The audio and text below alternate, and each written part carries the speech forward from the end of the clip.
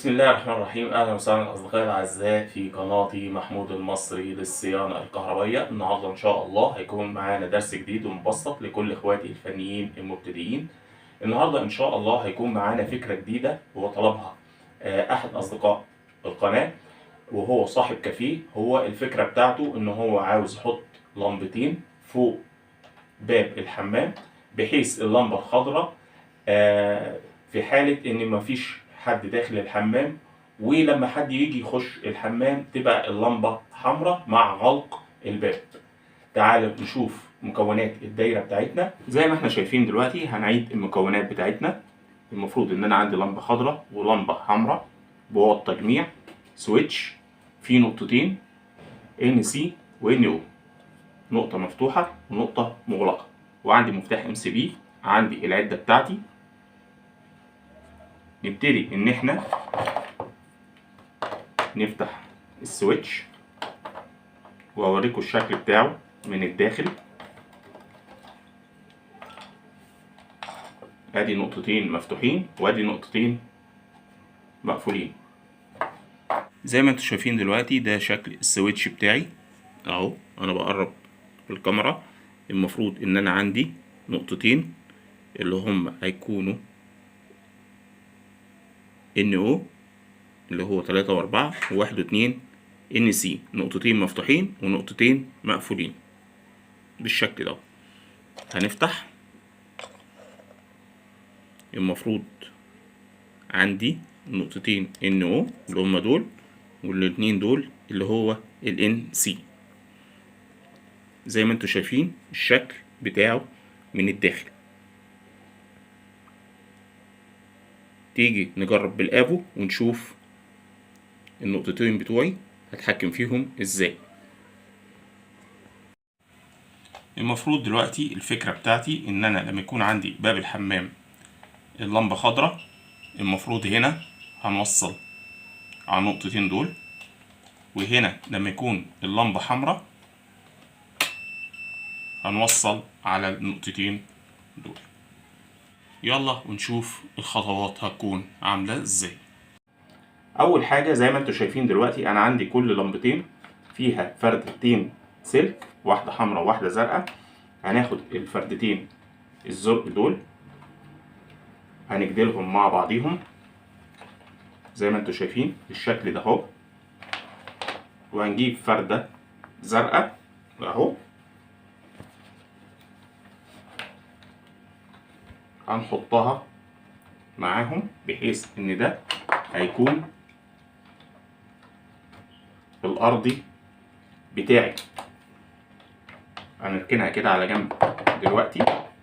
طب دلوقتي انا اعمل ايه؟ انا دلوقتي عندي فردتين من كل لمبة في طرف. هاخد انا اول طرف عندي، هنجيب فردة حمراء عشان الاسلاك تبقى متوحدة. هاخد اول طرف اهو بالشكل ده. زي ما انتوا شايفين دلوقتي هناخد اول طرف لمبة اهو، وهنحطها عندي في السويتش بتاعي اهي، وهنقفل كده. هاجي طرف اللمبة التاني اهو،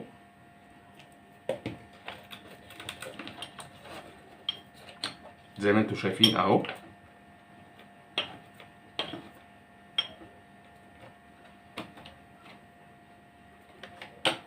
وهاجي هنا النقطة اللي فوقيه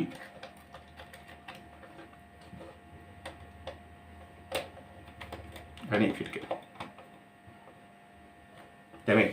طب دلوقتي النقطتين دول هنعمل ايه فيهم؟ هقول لك دلوقتي. هنجيب بريدج صغير اهو، بريدج اهو، هوصله بين النقطتين دول اهو كده.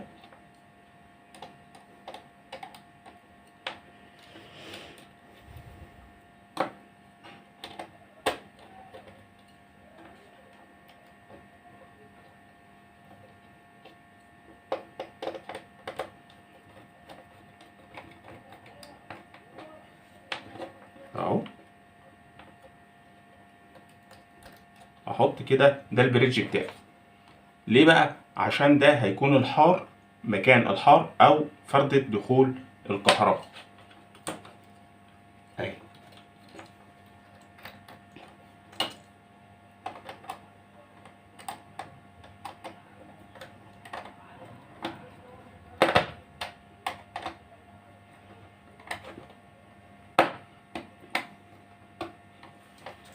دي الفردة دي كده اهوت المفروض ان هي اهي هتخش عندي على الطرف. المفروض احنا بعد ما عملنا الفردة بتاعت الكوبري هناخد الفردة ديت المفروض اللي هي الحار، اللي هي المفروض هتخش على المفتاح.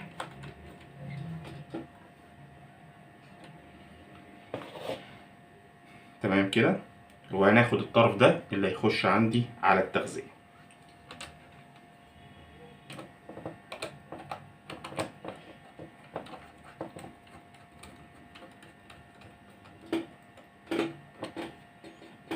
بالشكل ده. يبقى انا عندي كده دي فردة الكهرباء وادي فردة الارضي بتاعي. تمام كده. مراجعة بسيطة عشان اوضح، احنا خدنا دلوقتي طرف من كل لمبة اللي هم بتوع الارضي، وخدتهم لحمتهم مع بعض واديتهم على الارضي. هاجي من الطرف التاني من اللمبة هاخده على نقطة من السويتش، الطرف التاني من الاحمر هاخده على نقطة برضو من السويتش. تمام. هاجي هنا اهوت الفردتين دول هدي كوبري صغير كده اهوت، اعمل كوبري بين الطرفين دول واخد مصدر للتيار بتاعي.